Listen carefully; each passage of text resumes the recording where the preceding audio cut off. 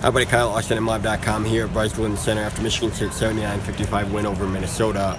In a game I think that a lot of Michigan State fans are breathing a sigh of relief after, because this team looked like the Michigan State from December, January, the team that looked like a juggernaut, Big Ten title defender, more so than the team that played the last 3 games and came in here with a 3-game losing streak. So kind of back to normal for Michigan State, and kind of getting back on track there before the losing streak got longer. Nick Ward, I thought, was the biggest key.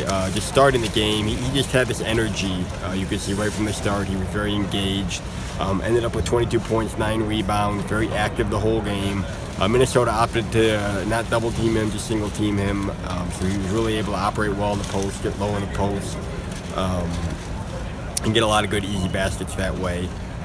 And then Matt McQuaid, I mean, that's 6 of 9 shooting, 4-6 from 3, 18 points, season high.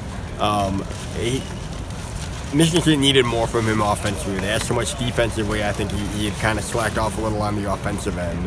But I think the last few games we've seen him start to kind of find that balance a little bit better between being a good defender. He was still a key guy in shutting down Amir Coffey from Minnesota today, but not letting that take away from his offensive end.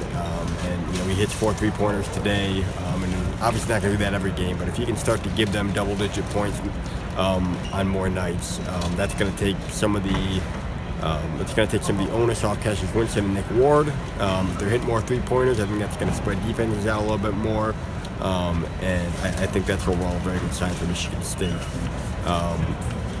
And the other thing here is 1979 national championship team here. Magic Johnson, Greg Kelser, all sorts of guys were here from that. They talked to the team before the game, they talked to the team after the game. One of the things they talked about is that 79 team had a 4-4 stretch. They had a stretch where they played pretty poorly too, and obviously they kind of came around and rallied through it. So it was a pretty apropos time for them to come. Michigan State was in its own 3-game losing streak. I think it was pretty eye-opening for a lot of those guys to talk to 79 guys and kind of hear how they went through something similar and how they were able to pull out of it and win the national title. So that'll do it from Breslin Center. 79-55 win for Michigan State over Minnesota, and we'll have all the coverage on mlive.com/Spartans.